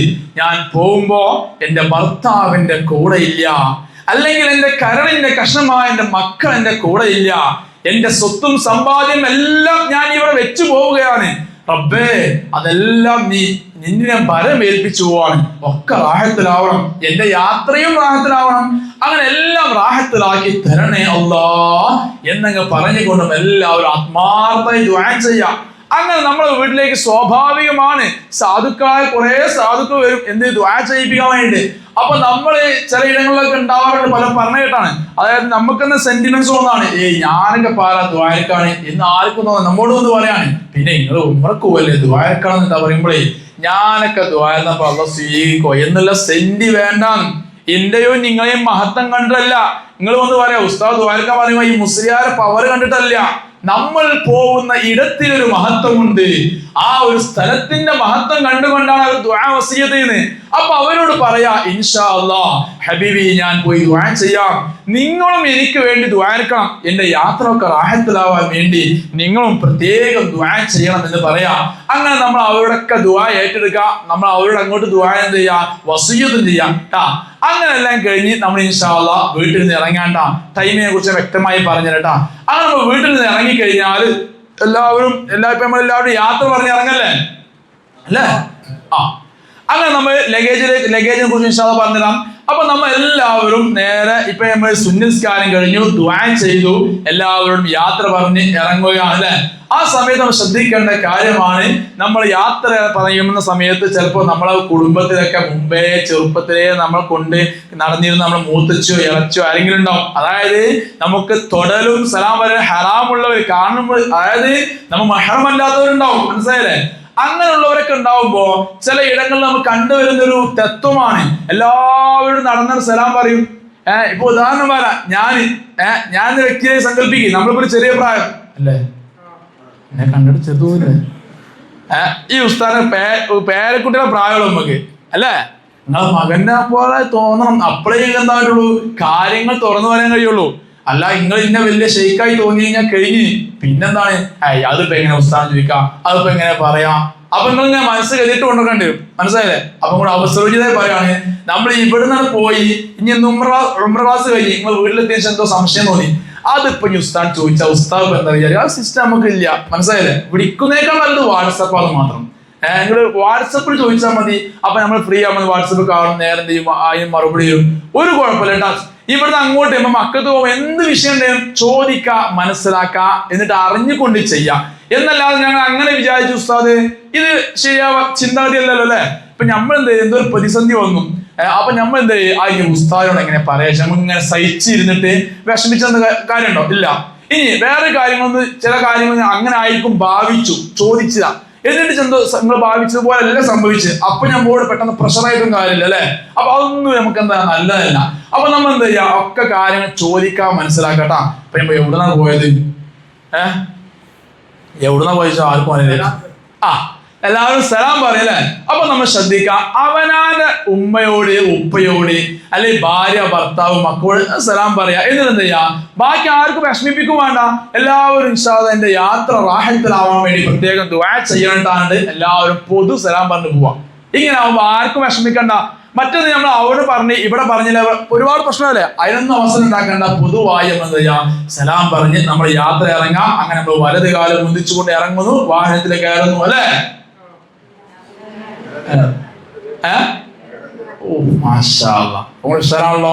അള്ളാഹു ബറക്കത്ത് ചെയ്യുമാറാവട്ടെ. എന്തിനാറിയോ, ആർക്കെങ്കിലും അറിയാത്തുണ്ടെങ്കിൽ മനസ്സിലാവാനായിട്ടാണ് കേട്ടാ, അല്ലാതെ നിങ്ങൾ അറിയാൻ പരീക്ഷിക്കേണ്ട ആവശ്യം നമുക്കുണ്ടോ? എന്താ പരീക്ഷണം? അപ്പൊ അതായത് ആരെങ്കിലും അശ്രദ്ധവാന്മാരായി നമ്മൾ വലത് വെച്ച് ഇറങ്ങുന്നുണ്ടെങ്കിൽ ശ്രദ്ധിക്കുക, ഇടത് വെച്ച് ഇറങ്ങണം.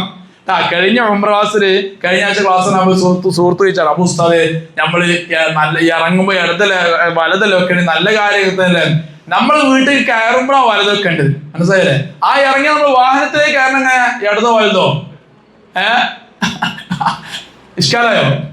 അവിടെ വലത്. കാരണം അവിടെ നമ്മൾ എന്താണ്, നല്ല കാര്യം തുടങ്ങല്ലേ കേട്ടാ. അപ്പൊ വീട്ടിൽ നിന്ന് ഇറങ്ങുമ്പോൾ നമ്മൾ ഇടത്, വാഹനത്തിലേക്ക് കയറുമ്പോ വലത്. അങ്ങനെ നമ്മൾ എല്ലാവരും വീട്ടിൽ നിന്ന് ഇറങ്ങാണ്. ഇപ്പൊ എല്ലാവരും ഇറങ്ങിയ ഒരു സാഹചര്യത്തിലുള്ളത്. ഓക്കെ, എല്ലാവരും മനസ്സോടത്തില്ലേ? ഇനി നമ്മൾ ലഗേജിനെ കുറിച്ച് പറഞ്ഞ, അപ്പൊ നമുക്ക് എന്ത് ചെയ്യും, എന്തൊക്കെ എടുക്കണ്ടേ മനസ്സാവട്ടാ. അല്ലോ, അപ്പൊ ആ ചെറിയ ബാഗ് ഒന്ന് തരുമോ? ഈ ബാഗിന്റെ പേരാണ് എന്ത്,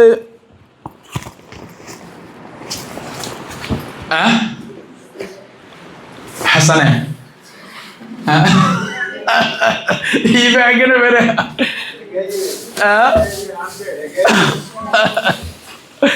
അപ്പോ ഇനിയിപ്പോ നമ്മളെല്ലാവരും എന്തൊക്കെ ലഗേജിൽ വെക്കേണ്ടതെന്നുള്ള അറിയാട്ടോ. ആദ്യം അതൊക്കെ മനസ്സിലാക്കി പോവാം. ഇത് ലഗേജ് ബാഗ്. ഓക്കെ, ഇവിടെ നല്ല മുഞ്ചിൽ എഴുതി കണ്ടില്ല നിങ്ങള്, എന്താ എഴുതിയേ? ഒന്ന് പറഞ്ഞോളി, അങ്ങനെയെങ്കിലും പെട്ടാൾ അറിഞ്ഞോട്ടെ. അപ്പോ ഹസന ട്രാവൽസ് അല്ലേ. അപ്പൊ ഇത് നമ്മുടെ സ്ഥാപനത്തിൽ നമുക്ക് എല്ലാവർക്കും നമ്മൾ ആൾക്കാർക്ക് ലഭിക്കുന്ന ബാഗാണ്. അപ്പോ ഈ ലഗേജ് ബാഗ് ഇത് ലഗേജ്, ഇത് ഹാൻഡ് ബാഗ്. പ്രത്യേകം ശ്രദ്ധിക്കേണ്ട കാര്യം എന്താ അറിയോ? ആദ്യം നമ്മൾ ചെറുതിനെ കുറിച്ച് പറയാം. പുരുഷന്മാരാണ് പ്രത്യേകം ശ്രദ്ധിക്കേണ്ട കാര്യം എന്ന് വെച്ചാല്, നമ്മൾ ഇവിടുന്ന് കയറിയിട്ട് ഇവിടുന്ന് കയറി നമ്മൾ പോയി കഴിഞ്ഞാൽ, നമ്മൾ ദമാം വഴിയുള്ള യാത്ര ആയതുകൊണ്ട് നമ്മൾ ഓൾറെഡി കരിപ്പൂന്ന് ഇഹ്റാം ചെയ്യുന്നില്ല. ഈ കരിപ്പൂന്ന് ഇഹ്റാം ചെയ്യുമ്പോൾ കുറെ ശ്രദ്ധിക്കേണ്ട കാര്യമുണ്ട്. കാരണം ലഗേജ് ആണ് പോയി കഴിഞ്ഞാൽ നമ്മൾ ഇഹ്റാം വസ്ത്രമായി പോയാൽ പിന്നെ തിരിച്ചു കിട്ടൂല, മനസ്സിലായില്ലേ? നമ്മൾ ഇഹ്റാം ചെയ്യുന്നത് ഇവിടുന്ന് പോയി ദമാമ് നമ്മൾ ഇറങ്ങി, ഇൻഷാ അല്ലാഹ് ഞാൻ ഒരു ഷെഡ്യൂൾ പറഞ്ഞുതരാം. ദമാമിന്ന് ഇറങ്ങി അവിടുന്ന് പിന്നെ നമ്മൾ നേരെ എന്ത് ചെയ്ത് മക്കയിലേക്ക് എത്തുന്നതിന് കുറച്ചു മുമ്പ് തോയിഫ് ഉണ്ട്. അവിടുന്നാണ് നമ്മൾ എന്ത് ചെയ്ത് ഹജ്ജിന്റെ മീഖാത്താവുന്ന ഖർനുൽ മനാസിൽ ഉണ്ട്. ഹജ്ജിന് ആൾക്കാർ ഇഹ്റാം ചെയ്യുന്ന നല്ല പവറുള്ള സ്ഥലം. അവിടുന്ന് നമ്മൾ എന്ത് ചെയ്യണേ ഇഹ്റാം ചെയ്യുന്നത്. അതുകൊണ്ട് എന്തില്ല അറിയോ, സാധാരണ ഉംറക്ക് എന്ത് ചോദിച്ചാൽ ഇവിടെ എന്താണ് നമ്മൾ നിർബന്ധമായും ഒരു ഉംറ വസ്ത്രം ഇതിൽ വെക്കാം. ഒരു ഉംറ വസ്ത്രം പുരുഷന്മാരെ ഒരു ഉംറ വസ്ത്രം ഇതിൽ നിർബന്ധമായി വെക്കണം. അല്ലെങ്കിലും വെച്ചോളി. എന്താ കാരണം വെച്ചാല് നമ്മൾ ഇവിടുന്ന് വെച്ചിട്ടില്ല സങ്കല്പിക്കാം, നമ്മൾ ലഗേജ് ഒക്കെ വൃത്തിയായി പാക്ക് ചെയ്ത് പോലും പിന്നെ അവിടുന്ന് രണ്ടാമത് ലഗേജ് പൊട്ടിക്കണ്ടേ കേട്ടാ. അപ്പൊ അതുകൊണ്ട് പുരുഷന്മാർ ശ്രദ്ധിക്കാം, ഇതിൽ ഒരു ഉംറ വസ്ത്രം വെക്കാം. ഞാൻ പറഞ്ഞ മനസ്സിലായില്ലേ? കാരണം ഈ ലഗേജ് ഒക്കെ ഉണ്ടാവും വണ്ടിന്റെ അടിയിലോ ബസ്സിന്റെ താഴെ ആയിരിക്കുണ്ടാവാം, പിന്നെ എടുക്കാൻ ബുദ്ധിമുട്ടാവും. അപ്പൊ എല്ലാം ശ്രദ്ധിക്കുക, ഇതിൽ ഒരു ഉംറ വസ്ത്രം എന്ന് പറഞ്ഞാൽ ഒരു തുണി 2 വെക്കട്ടാ. അതുപോലെ തന്നെയാണ് ഇതിൽ വെക്കേണ്ട കാര്യങ്ങൾ എന്താ വെച്ചാൽ, ഒന്ന് നമ്മള് എന്താണ് അത് നമ്മൾ പവർ ബാങ്ക് ഇല്ലേ, പവർ അല്ലേ, ഞാൻ അറിയാത്തവർ പുതുതായി അറിഞ്ഞുണ്ടാക്കൊന്നും വേണ്ട, ഈ കൊണ്ടുപോകുന്നതിന് പെടാക്കാനാ. പവർ ബാങ്ക് എന്ന സാധനം ഉണ്ട്, ഇതുപോലത്തെ ഒരു സംഗതിയാണ്, ഇതുപോലത്തെ ഒരു കട്ട ഉണ്ടാവും, ചാർജ് ചെയ്യാൻ വേണ്ടി ഉപയോഗിക്കുന്ന സാധനം. അത് നിർബന്ധമായി ഇതിൽ നിന്ന് വെക്കണം, നിർബന്ധമായി വെക്കണ്ട ഞാൻ പറയുന്നേട്ടാ. അതുപോലെ നമ്മൾ വിസ, പാസ്പോർട്ട് എല്ലാ കാര്യങ്ങളും ഇതിൽ തന്നെയാണ് വെക്കേണ്ടത്. ഓക്കെ, അതുപോലെ തന്നെയാണ് നമ്മൾ ഈ ബാക്കി ഇതിൽ വെക്കേണ്ട അത്യാവശ്യമായി നമുക്ക് കഴിക്കാൻ എന്തെങ്കിലും നേന്തപ്പാടോ എന്തെങ്കിലും വിശപ്പ് വന്നാൽ ഓൾറെഡി നമ്മളെ ഫുഡ് ഉണ്ടാവും. അതിന് പുറമെ നിങ്ങൾക്ക് എന്തെങ്കിലും വേണം തോന്നിയാല് നല്ലതന്നെ. അപ്പൊ ചെറുതായിട്ട് വിശപ്പ് വന്നു, ഒരു നേന്ത്രപ്പഴം നമ്മൾ തിന്നെങ്കിൽ എന്ത് ചെയ്യാ, നമുക്ക് അത് നല്ല ഉപകാരം ആവശ്യം നമുക്ക് കഴിക്കാന്. ഇങ്ങനത്തെ കാര്യങ്ങൾ മാത്രം ഇതിൽ വെക്കാം. ഓക്കെ, ഇനി നമ്മൾ ഇതിലേക്ക് വരട്ടാം. ഈ ബാഗിൽ നമ്മൾ വെക്കേണ്ട കാര്യങ്ങൾ എന്തൊക്കെ വെച്ചാലും ഇതിലാണ് നമ്മുടെ ഡ്രസ്സുകൾ മുഴുവൻ വെക്കേണ്ടത്. ഡ്രസ്സ് നമ്മൾ കുറെ വാരി വലിച്ച് കൊണ്ടുപോയി കഴിഞ്ഞാൽ നമുക്ക് അവിടെ എന്ത് ചെയ്യും, തിരിച്ചു വരുമ്പോ പിന്നെയും നമുക്ക് ആകെ ബുദ്ധിമുട്ടാവും, നമുക്ക് ലഗേജ് സ്പേസ് ഉണ്ടാവില്ല. തിരിച്ചു വരുമ്പോൾ നമുക്ക് കുറെ സാധനങ്ങൾ വാങ്ങാനൊക്കെ ചിലപ്പോൾ ഉണ്ടാവും. ചിലപ്പോ നമ്മളിപ്പോ പ്രതീക്ഷിക്കും ഒന്നും വാങ്ങൂലാന്ന്, അവിടെ എത്തുമ്പോൾ പലരും ഇങ്ങനെ വാങ്ങാൻ കാണുമ്പോൾ നമുക്കെന്ത് ചെയ്യാം, എനിക്ക് അപ്പൊ നോക്കുമ്പോൾ നമുക്ക് ലഗേജ് കിലോ കിട്ടൂല. മനസ്സിലായില്ലേ? എപ്പോൾ ലഗേജ് യാത്രക്ക് കുറവാണ് നല്ലത്, യാത്രക്കും എളുപ്പമാണ്. മാത്രമല്ല ഇപ്പോഴത്തെ സൗദി അറേബ്യയുടെ അവിടുത്തെ അന്തരീക്ഷം വെച്ച് നോക്കുമ്പോൾ നിങ്ങൾ ഇപ്പൊ ഒരു ഡ്രസ്സ് വാഷ് ചെയ്തിട്ടാല് ഒരു മണിക്കൂറിന് സംഗതി കഴിഞ്ഞു ഉണങ്ങി, പിന്നെ എന്തിനാ നമ്മൾ ഇത്ര കൂടി വലിച്ചുകൊണ്ട് പോണേ? മനസ്സിലായില്ലേ? അപ്പൊ ഒരു 3 കൂട്ടം എന്തായാലും ഉണ്ടാവട്ടോ. ഞാൻ വെച്ചിട്ട് പറ്റേലായി കഴിഞ്ഞാൽ അവന് എവിടെ അത്യാവശ്യം പെട്ടെന്ന് പോകേണ്ടി കൊടുക്കും. അങ്ങനെ നമ്മളെ ഡ്രസ്സുകൾ മുഴുവൻ ഇതിൽ. അതുപോലെ തന്നെ നമ്മൾ സ്ഥിരമായി ഉപയോഗിക്കുന്ന ഗുളികകൾ ഉണ്ടാവില്ലേ, ചിലർക്ക് ഉണ്ടാവും സ്ഥിരമായി ഉപയോഗിക്കുന്ന ഗുളിക. അങ്ങനെ കൂടുതൽ ആ യാത്രയിൽ നമ്മളെ യാത്ര ശരാശരി ഒരു 10-15-16 മണിക്കൂർ യാത്ര ഉണ്ടാവും. ആ യാത്രയിൽ ഉപയോഗിക്കേണ്ട ഗുളികൾ മൊത്തത്തിൽ വെക്കാം, അല്ലാത്ത മുഴുവൻ ഇതിൽ വെക്കാം. പ്രത്യേകം ശ്രദ്ധിക്കേണ്ട കാര്യം എന്ന് വെച്ചാൽ നമ്മുടെ യാത്രയില് നമ്മൾ കൂടുതലായിക്കൊണ്ട് ഗുളിക കൊണ്ടുവന്നവര് ഡോക്ടറെ എഴുത്ത് വെച്ചോളി. സാധാരണ ആവശ്യമില്ല, ചില സ്ഥലത്തൊക്കെ പ്രശ്നമായി വരും, ആ നേരത്തെ നമുക്ക് എന്താ ആകെ ബുദ്ധിമുട്ടായി പോകും. അതുപോലെ തന്നെ ഇതിലാണ് എന്താ വെക്കേണ്ടത്, നമ്മൾ ഇൻഷാല്ലാ ഉംറയുടെ കിതാബ് കിട്ടും, അതിന്റെ അവസാനങ്ങൾ തുറന്നു നോക്കിയാൽ വെക്കേണ്ട മൊത്തം സാധനമായി ഉണ്ടാവും. അതിൽ പ്രധാനപ്പെട്ട എന്താ വെച്ചാൽ ഇതിൽ വെക്കേണ്ട കാര്യമാണ് ഈ കത്രിക. മനസ്സിലായി? കത്രിക, അതുപോലെ ബ്ലേഡ്, ഷേവിങ് സെറ്റ്, അങ്ങനെയുള്ള നിർബന്ധമായി ഇതിൽ തന്നെ വെക്കാൻ പറ്റുള്ളൂ. അതറിയാതെ ഇതിൽ വെച്ചാല്, കഴിഞ്ഞ ഉംറയ്ക്ക് ഒരു സുഹൃത്ത് ഇതിനൊക്കെ പറഞ്ഞിട്ട് ഇതിന്റെ ഉള്ളിൽ വെച്ചിട്ടുണ്ട്. അങ്ങനെ ഒരു ചെറിയ കത്രിക, എന്താ വെച്ചാൽ നമ്മള് ഉംറ ഞാൻ മുടിയിട്ടാണ് തെഹല്ലുലാവുമ്പോ, അപ്പൊ ആ സുഹൃത്ത് വെച്ച് അങ്ങനെ എങ്ങനെ നോക്കിയാൽ ഇതിൽ കത്രിക കാണില്ല. മൂപ്പണ്ണി ചോദിച്ചു കത്രിക, അപ്പൊ അവിടുത്തെ ആൾ പറഞ്ഞ കത്രിക ഉണ്ടെന്നാ സെക്യൂരിറ്റി പറഞ്ഞു. കുറെ നോക്കി കാണില്ല, അവസാനം ഈ ഇതിന് ഗ്യാപ്പിന് ഇടയ്ക്ക് തള്ളി നിൽക്കുന്നുണ്ട്. കുറെ എല്ലാവരും ബുദ്ധിമുട്ടായി പോയി. മനസ്സിലായില്ലേ? അതുകൊണ്ട് എന്താ ചെയ്യാ, ആ കാര്യം എല്ലാവരും ഓർമ്മയിൽ ഉണ്ടാവട്ടാ. അപ്പൊ ഞാൻ സിമ്പിളായി പറയട്ടെ, ഇതിൽ വെക്കേണ്ടത് ഉംറ വസ്ത്രം, പുരുഷന്മാർ മറന്നു പോകരുത്. അതുപോലെ തന്നെയാണ് നമ്മളെ പവർ ബാങ്ക്, വിസ, പാസ്പോർട്ട്, ഇങ്ങനെയുള്ള കാര്യങ്ങൾ ഇത് വെക്കാം. വേണമെങ്കിൽ എന്ത് ചെയ്യാ, കഴിക്കാൻ ചെറിയ നേന്ത്രപ്പഴം എന്തെങ്കിലും വെച്ചാൽ എപ്പോഴെങ്കിലും വിശപ്പ് തോന്നുമ്പോഴത്ത് കഴിക്കാം കേട്ടാ. വെച്ചിട്ട് കുഴപ്പമൊന്നുമില്ല, ഭക്ഷണമൊക്കെ നമ്മുടെ യാത്ര ഉണ്ടാവട്ടാ. ഇതിൽ വെക്കേണ്ട കാര്യം ഞാൻ പറഞ്ഞു, ഡ്രസ്സ്, അതുപോലെ തന്നെ നമ്മുടെ മരുന്നുകള്, മറ്റു സാമഗ്രികളെല്ലാം. പിന്നെ പ്രത്യേകം ശ്രദ്ധിക്കാം, നമ്മള് ദമാം വഴി പോകുമ്പോൾ പ്രത്യേകിച്ച് ചിലപ്പോൾ ദമാമിനൊക്കെ നമ്മളെ ബാക്കിക്കാരുണ്ടാവും അല്ലേ.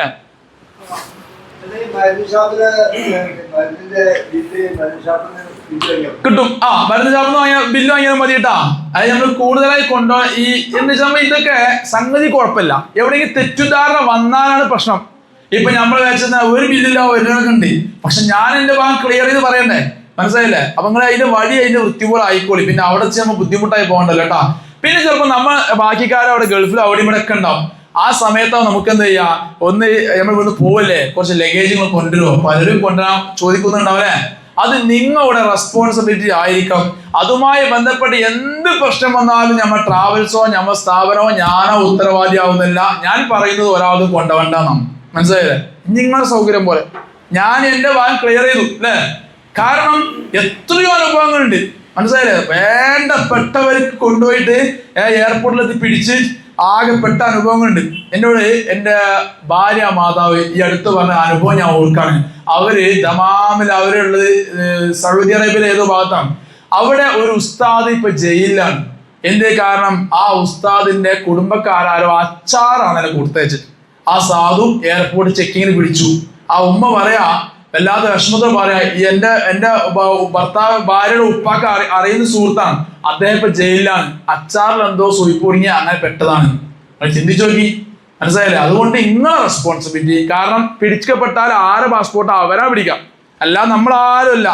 അപ്പൊ നമ്മളെ സൗകര്യം പോലെട്ടാ. കാരണം നമ്മൾ അമൽ ചെയ്യാൻ പോകുന്നില്ല. ഈ സമയത്ത് നമ്മൾ അങ്ങോട്ടും ഇങ്ങോട്ട് ചെയ്ത് കഴിഞ്ഞാൽ സ്വീപ്പായി കഴിഞ്ഞാൽ ആകെ ബുദ്ധിമുട്ടാവും. ആ കാര്യം ഞാൻ വളരെ വൃത്തിയായി നിങ്ങളോട് പറഞ്ഞു. ഇനി നമ്മളെല്ലാവരും എയർപോർട്ടിലേക്ക്, ഇപ്പൊ എല്ലാവരും വണ്ടി കയറിയില്ലേ? വണ്ടി കയറുമ്പോ ചൊല്ലാതെല്ലാം ചൊല്ലുന്നു. അങ്ങനെ നമ്മളെല്ലാവരും എയർപോർട്ടിലേക്ക് എത്തിയിട്ടാണ്. എല്ലാവരും കരിപ്പൂർ എയർപോർട്ടിൽ ഇൻഷാ അല്ലാഹ് നമുക്ക് ചായ വരാണ്ട്. ചായ കുടിച്ച് കഴിയുമ്പോൾ നമ്മൾ സമയം കാര്യം വൃത്തിയായി പറഞ്ഞു. അപ്പൊ നമുക്ക് അതുവരെ എന്താ ചെയ്യാം, എയർപോർട്ടുമായി ബന്ധപ്പെട്ട വിഷയങ്ങൾ പറഞ്ഞാൽ. അങ്ങനെ നമ്മൾ എല്ലാവരും എയർപോർട്ടിൽ എത്തിയ ഉടനെ നിങ്ങൾക്ക് എല്ലാവർക്കും നമ്മൾ ഇതുപോലത്തെ ടാഗ് തരും. മനസ്സിലായല്ലേ? ഇതുപോലത്തെ ടാഗ്. ഇതിന്റെ ചെറിയ മോനെ ടാഗാ, മുസ്ലിയാർ എടുക്കാൻ മറന്നുപോയി. അപ്പൊ എനിക്ക് കിട്ടിട്ട് പോന്ന നമ്മളെ ഉമ്ര ടാഗ് അവിടെ ഇഷ്ടം പോലെ ഉണ്ട്. അത് സംഗതി ശ്രദ്ധ വിട്ടുപോയി. ഇതുപോലത്തെ ടാഗ് തരും.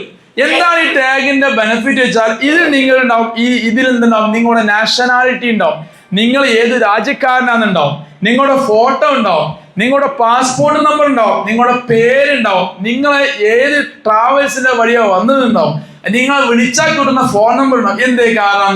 ചിലപ്പോൾ നമ്മൾ പ്രതീക്ഷിക്കാതെ എന്ത് ചെയ്യും, നമ്മൾ അഥവാ കൂട്ടം തെറ്റി. നിങ്ങൾ ആലോചിക്കും, നമ്മൾ ബാത്റൂമിൽ പോയി, ഒരാള് നിങ്ങൾ അങ്ങോട്ടും കൂടി പറയാതെ ബാത്റൂമിൽ പോയിട്ട് നമ്മളെല്ലാവരും ബാത്റൂമിൽ പോയ സമയത്ത് നമ്മൾ അറിയാതെ കയറിപ്പോയി. ഈ സമയത്ത് ഈ താത്തക്ക് എന്തെങ്കിലും മിണ്ടാൻ അറിയണ്ടേ? അല്ലെ ഈ ഉപ്പാക്ക് ആരെയും കുറ്റല്ല, അന്യരാജ്യല്ലേ? ആ സമയത്ത് നമ്മളെ പ്രൂഫാണ് ഇത്. നമ്മളെ കയ്യിൽ എയർപോർട്ടിൽ നിന്ന് തന്നു കഴിഞ്ഞാൽ പിന്നെ നമ്മൾ എന്ത് ചെയ്യരുത്, ആ എയർപോർട്ടിൽ നിന്ന് കഴിഞ്ഞു നമ്മളെ ഉംറ മുഴുവനും തിരിച്ച് നമ്മൾ നാട്ടിലെത്തുന്നതേ ഇതെന്ത് ചെയ്യണം, ഫുൾ ടൈം നമ്മുടെ കയ്യിലുണ്ടാവും. അതായത് കുളിക്കുമ്പോഴൊക്കെ ഊരിടാം. ഇനിയിപ്പോ അത് മുസ്ലിം അങ്ങനെ പറഞ്ഞാൽ വളരെ ഇഖ്ലാസ് കൂടിയിട്ട് കുളിക്കുമ്പോഴും കിടക്കുമ്പോഴും ഊണിലും ഉറക്കിലും എല്ലാം ഉസ്താദ് പറഞ്ഞത് അപ്പുറമല്ല. സംഗതി നല്ല കാര്യമാണ്. പക്ഷെ എന്ത് ചെയ്യാ, ആവശ്യം പുറത്തിറങ്ങുമ്പോൾ നിർബന്ധമായും പിടിക്കണം. അല്ലെങ്കിൽ കുടുങ്ങി കഴിഞ്ഞാല് നിങ്ങൾക്ക് ഇന്നെ വിളിക്കാൻ കിട്ടൂല. അപ്പൊ എന്നെ വിളിക്കണമെങ്കിൽ ഇതാണ് പ്രൂഫ് ഉള്ളത്. അപ്പൊ ഈ പ്രൂഫ് കാണിക്കണമെങ്കിൽ എന്തെങ്കിലും ഇത് കയ്യിൽ പോകരുത്. അപ്പൊ ആ കാര്യം എല്ലാവരും ഓർമ്മയുണ്ടാവാം. അവിടെ നമ്മൾ വിസയും പാസ്പോർട്ടും നിങ്ങൾക്ക് എല്ലാവർക്കും തരും. വിസ അതുപോലെ പാസ്പോർട്ടും. ഈ രണ്ട് സംഗതി പിന്നെ നമ്മൾ കരിപ്പൂർ നിന്ന് കയറുന്നത് മുതൽ നമ്മൾ ദമാം എയർപോർട്ടിൽ എത്തിയാൽ എന്റെ കൈ ഞാൻ തിരിച്ചു വാങ്ങും. അതുവരെ നമ്മുടെ കയ്യിൽ കറക്റ്റ് ഉണ്ടാവും. അത് പറയാൻ കാരണം, കഴിഞ്ഞ ഒരു യാത്ര ജിദ്ദ എയർപോർട്ടിൽ നിന്ന് ഒരുപാട് പ്രൊസീജിയർ ഉണ്ട്, അതിനകത്തുള്ള ഒരു പ്രൊസീജിയർ. ആ സമയത്ത് ഒരു സഹോദരൻ എന്തായി, ആ വിസ ഓരോ സ്ഥലത്ത് കൊടുത്ത് പോവാണ്. അവിടെ നിന്ന് കൊടുത്ത് പിന്നെ വാങ്ങിയില്ല. മനസ്സിലായില്ലേ? വിസ ആയതൊന്നും കുഴപ്പമില്ല, നമുക്ക് ഓൺലൈനിൽ വേണമെങ്കിൽ പിന്നെയും പ്രിന്റ് എടുക്കാം, ഒഴിച്ചു കിട്ടാം. അപ്പൊ വിസ ആയതൊന്നും കുഴപ്പമില്ല, ഓൺലൈൻ നമുക്ക് എന്ത് ചെയ്യാം, പ്രിന്റ് എടുക്കാം. അതേസമയം ഒരു സഹോദരി പാസ്പോർട്ട് വന്നിട്ട് എന്ത് ചെയ്യും, ആകെ പെട്ടുപോലെ. കാരണം ചെക്കിങ് വന്നു കഴിഞ്ഞാൽ എന്തായി, അവരെ കണക്കിൽ എന്തായി, കള്ളന്മാരെ പോലായി. മനസ്സിലായി? അതുകൊണ്ട് ഈ വിസ പാസ്പോർട്ട് പ്രായമുള്ള ഉമ്മാരെ കണ്ട് കൂടുതലുള്ള സഹകരിക്കാട്ടാ. എല്ലാവരും ഓർമ്മയുണ്ടാവുക, എന്താ ചെയ്യാ, വിസയും പാസ്പോർട്ടും കറക്റ്റ് നമ്മളെ കയ്യിൽ തന്നെ ഉണ്ടായിരിക്കണം. അത് ആര് ചോദിച്ചാലും കൊടുക്കരുത്. ഇപ്പൊ നമ്മൾ എയർപോർട്ടിൽ നിന്ന് നമ്മൾ എന്ത് ചെയ്യുക, അഥവാ ഈ ബാത്റൂമിൽ പോവാണ്, അപ്പൊ നമ്മളെന്താ മനസ്സിലാക്കണേ, നമ്മളൊരു ഉംറക്കല്ലേ പോളെ, എല്ലാവരും മാന്യന്മാരെല്ലാം ഉണ്ടാവുള്ളൂ. എയർപോർട്ടിലൊക്കെ എന്ത് കള്ളന്മാര്. എന്നാൽ നമ്മൾ മനസ്സിലാക്കണേ, നമ്മളെ സതുദ്ദേശം കൊണ്ടല്ലേ, അള്ളാന്റെ ഹറമിൽ വരെ കള്ളന്മാരുണ്ട്. മനസ്സിലായില്ലേ? അതായത് അവിടെ കള്ളന്മാരുണ്ട്. അവിടുന്ന് പൊക്കുന്ന എന്തെങ്കിലും സാധനം പെട്ടെന്ന് മോഷ്ടാവ് ഉണ്ടാവും. എന്റെ ഉസ്താദ് പറഞ്ഞ അനുഭവം ഞാൻ ഓർക്കാണ്. ഉസ്താദ് ഇങ്ങനെ ദുആ ചെയ്തോളൂ, പെട്ടെന്ന് അരയെന്തോ പോയത് പോലെ തോന്നിയാണ്. അപ്പൊ ഉസ്താദ് പറയാൻ നോക്കിയപ്പോൾ അരപ്പട്ട ഊരി കൊണ്ടുപോയി. എവിടുന്ന്? ആ പരിശുദ്ധ കഅബയുടെ മുമ്പിന്ന്. ഞമ്മക്ക് ഉൾക്കൊള്ളൂല. മനസ്സിലായില്ലേ? അള്ളാഹു കാക്കുമാറാവട്ടെ. പറഞ്ഞുകൊണ്ടെന്ന് വെച്ചാൽ പ്രിയമുള്ളവരെ, നമ്മൾ എവിടെ ചെന്നാലും നമ്മൾ ബാത്റൂമിൽ പോവാണെങ്കിലൊക്കെ നമ്മുടെ ലഗേജ്, ഈ ഹാൻഡ് ബാഗ് എന്താ ചെയ്യുക, കൂടെ ഉള്ളവരെ ഏൽപ്പിച്ചിട്ട് വേണം നമ്മൾ പോവാൻ. അവിടെ ഇവിടെ നിന്ന് വെച്ച് പോയത്, അങ്ങനെ വെച്ച് നമ്മൾ പാസ്പോർട്ടൊക്കെ മിസ്സായി കഴിഞ്ഞാൽ നമുക്കൊന്നും ചെയ്യാൻ കഴിയില്ല. മനസ്സിലായില്ലേ? അതിന് നിങ്ങൾ ഒരു പാസ്പോർട്ടിൽ എന്തെങ്കിലും സംഭവിച്ചു കഴിഞ്ഞാൽ, നിങ്ങൾ പാസ്പോർട്ട് എന്താ ആയിക്കഴിഞ്ഞാൽ നമുക്ക് കൂടെ ഒന്നും ചെയ്യാൻ കഴിയില്ല. കാരണം പാസ്പോർട്ട് വെരി ഇമ്പോർട്ടന്റ് അല്ലേ. ഈ കാര്യങ്ങളൊക്കെ എല്ലാവരെയും ഓർമ്മയിലുണ്ടായിരിക്കും കേട്ടാ. അള്ളാഹു നമ്മുടെ യാത്രകളെല്ലാം റാഹത്തിലാക്കി തരുമാറാവട്ടെ. അങ്ങനെ നമ്മൾ ഇവിടുന്ന് പോയി ശരാശരി 3-4 മണിക്കൂറിനുള്ളിൽ ഇൻഷാ അല്ലാഹ് നമ്മൾ ദമാമിലെത്തും. ഓക്കെ, അപ്പൊ എല്ലാവരും ദമാമിൽ ഇറങ്ങിയോ? കണ്ടാ, മുസ്ലിം ഇറങ്ങണേ മുമ്പ് ഇറങ്ങാം. അപ്പോ നമ്മളെല്ലാവരും ദമാം എയർപോർട്ടിൽ ഇറങ്ങാം. അവിടെ എയർപോർട്ടിൽ എത്തി കഴിഞ്ഞാൽ നമ്മൾ ശ്രദ്ധിക്കേണ്ട കാര്യം എന്താ അറിയോ? എയർപോർട്ടിൽ നമ്മൾ ഇവിടുന്ന് പോകുമ്പോൾ എല്ലാ പ്രൊസീജിയറും ഇവിടെ പ്രത്യേകം ശ്രദ്ധിക്കാം. ചിലപ്പോൾ ചിലർക്ക് അടുത്തടുത്ത് സീറ്റ് വേണ്ടി വരും അല്ലേ? അങ്ങനെ ഉണ്ടാവും. ചിലപ്പോ എന്റെ പ്രിയതമന്റെ കൂടെ തന്നെ എനിക്ക് ഇരിക്കണം, അല്ലെങ്കിൽ ഹൃദയത്തിന്റെ പകുതി വേദനയ്ക്കും പ്രിയതമക്ക് തോന്നാം എന്റെ ഇക്കാന്റെ കൂടെ തന്നെ ഇരിക്കാൻ തോന്നി കഴിഞ്ഞാൽ നല്ല അഭിപ്രായം തന്നെയാണ്, കുഴപ്പമൊന്നുമില്ല. പക്ഷെ നമ്മൾ എന്ത് ചെയ്യണം? അത് നമ്മള് എയർപോർട്ടിൽ നിന്ന് അവിടെ നമുക്ക് ബോർഡിംഗ് പാസ് തരും. കാരണം ഇപ്പൊ നമുക്ക് എല്ലാവർക്കും ടിക്കറ്റ് എന്താണ്, ഒരു 40 സീറ്റ് ബ്ലോക്കാണ് നമ്മളെ പേരില്. അപ്പൊ ഈ സീറ്റ് ഇനി തരല് നമ്മളെ രജിസ്റ്റർ ചെയ്യല് എയർപോർട്ടിൽ നിന്നാണ്, ബോർഡിംഗ് പാസ് എടുക്കുന്ന സമയം. ആ സമയത്ത് എന്ത് ചെയ്യണം? അപ്പൊ നമ്മൾ എന്ത് ചെയ്യും? ലത്തീഫ് ഉസ്താദ് സഹധർമ്മീന്റെ പാസ്പോർട്ട് ഒന്നിച്ചു കൊടുക്കണം, മനസ്സിലായല്ലേ?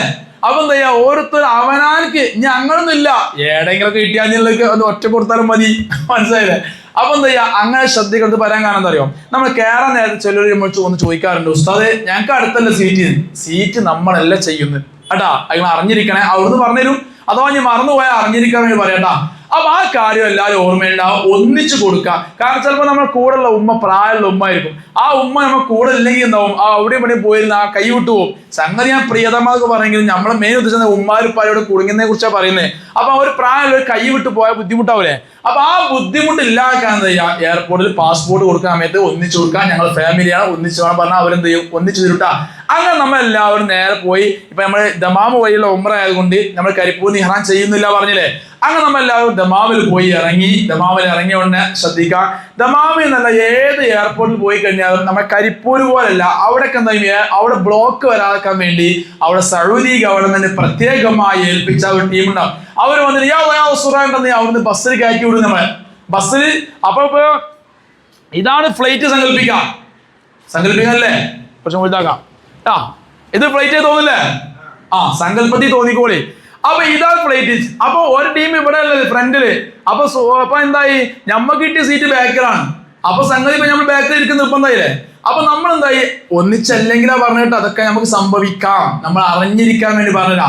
നമ്മളൊരു ഉംറ ക്ലാസ് മനസ്സിലാക്കേണ്ട കാര്യം, ഉംറന്റെ അമലാണ് കുറച്ചേരത്തെ കേസുള്ളൂ. പക്ഷെ ബാക്കിയുള്ളതും കൂടെ അറിഞ്ഞില്ലെങ്കിൽ എന്താ അറിയോ? അവിടെ എത്തുമ്പോഴേക്കും ഉസ്താദും ഞമ്മതിൽ പ്രശ്നങ്ങൾ പലതും ഉണ്ടായിട്ടുണ്ടാവും. അത് ഉണ്ടാവാതെക്കട്ടെ. ഓക്കെ. അപ്പൊ ഈ ഇത് ഞാൻ കണ്ട അനുഭവം പറയാം. നമ്മളെന്താ വെച്ചാല് നമ്മൾ എയർപോർട്ടിൽ നിന്ന് ഇറങ്ങാൻ ഫ്ലൈറ്റിൽ ബാക്കിലായിരിക്കും ഉണ്ടാവുക. അപ്പൊ നമ്മളിങ്ങനെ ഗ്ലാസ് കൂടെ കാണുന്നുണ്ട് പുറത്ത് നമ്മളെ മഞ്ഞത്തട്ടം ഏത് സ്ഥലത്തും തിളങ്ങി കാണും, മനസ്സിലായില്ലേ? നമ്മൾ മഞ്ഞത്തട്ടം ഞങ്ങൾ പ്രത്യേകത ഉണ്ട്. അപ്പൊ അതിങ്ങനെ താഴ്ത്തിറങ്ങി എന്നിട്ട് ആ ഇത്താത്തോട് അവിടുത്തെ സൗദി ഗവൺമെന്റ് ആൾക്കാർ എന്നിട്ട് അവിടെ ബസ് വന്നിട്ടുണ്ടോ നമുക്ക് കൊണ്ടുപോകാൻ. അതായത് എയർപോർട്ടിൽ നിന്ന് നമ്മൾ ഇവിടേക്ക് എന്താണ് എയർപോർട്ടിന്റെ മെയിൻ കേന്ദ്രത്തിലേക്ക് കുറച്ച് ദൂരം നടന്നു പോവാതെ ബസ് കയറി പോവാം. അങ്ങനെ പോകേണ്ട സമയത്ത് ഈ ഉമ്മാര് കടന്നിട്ട് ഞങ്ങൾ അമീർ വണ്ടിയിൽ ഫ്ലൈറ്റില് ഈ ആൾക്ക് എന്താ അമീർ, മനസ്സിലായില്ലേ? അതായത് നമ്മളോട് കയറാൻ പറയുന്ന ടീമിന് ഞാൻ കാണുന്നുണ്ട് ആ ഉമ്മാര് കയ്യും കാലിട്ട് അടിക്കണേ. എനിക്കാണെങ്കിൽ ആൾക്കാർ ഉന്തി കയറി പോകാൻ കഴിയില്ലല്ലോ. ഇതിങ്ങനെ ക്യൂ ആയിട്ട് ഇറങ്ങാൻ പറ്റുള്ളൂ. ഫ്ലൈറ്റ് കയറിയവർക്കൊക്കെ അറിയാം, അത് ക്യൂ ആയിട്ടല്ലേ ഇറങ്ങാൻ പറ്റുള്ളൂ. അപ്പൊ പറഞ്ഞുകൊണ്ട് ആരും ആശങ്കപ്പെടണ്ട. അങ്ങനത്തെ സാഹചര്യം വരുമ്പോ എല്ലാവരും ഒരു സ്ഥലത്തേക്ക് എത്തുള്ളൂ. അതായത് നമ്മളെ കയറ്റി കൊണ്ടുപോയി ഇരുന്ന സ്ഥലത്തേക്ക് എല്ലാവരും എത്തിപ്പെടാം, മനസ്സിലായില്ലേ? ഇൻഷാ അല്ലാഹ്. അപ്പൊ നമുക്ക് കൂടെ എല്ലാവരും ഉണ്ടാവും, നമ്മളെല്ലാവരും ഒന്നിച്ചേർക്കും ഉണ്ടാവാം. എങ്കിലും നമ്മൾ അറിഞ്ഞിരിക്കാൻ വേണ്ടി പറയാട്ടാ. അങ്ങനെ നമ്മൾ എല്ലാവരും എയർപോർട്ടിൽ എത്തി കഴിഞ്ഞാൽ അവിടുത്തെ പ്രൊസീജിയർ എല്ലാം കഴിഞ്ഞ് നമ്മൾ പുറത്തിറങ്ങുന്നു. പുറത്തിറങ്ങി കഴിഞ്ഞാൽ നമുക്ക് കമ്പനി വകയുള്ള നമ്മുടെ ബസ് ഉണ്ടായിരിക്കും. അവിടെ നമുക്ക് കമ്പനി വകയുള്ള ബസ് കയറി നമ്മൾ നേരെ എവിടേക്ക് പോകുന്നു? നമ്മുടെയൊക്കെ സ്വപ്നമായ പരിശുദ്ധമായ മക്കയിലേക്ക്. ദമാമുക്കോ? പരിശുദ്ധമായ മക്കയിലേക്ക്. ദമാമെന്ന് ദമാമ് വേണ്ട. അവൻ എല്ലാവരും മക്കയിലേക്കുള്ള യാത്രയിലാണ്. ഇനി നമ്മൾ ആ യാത്രയെ കുറിച്ച് ജസ്റ്റ് പറഞ്ഞിട്ടാ.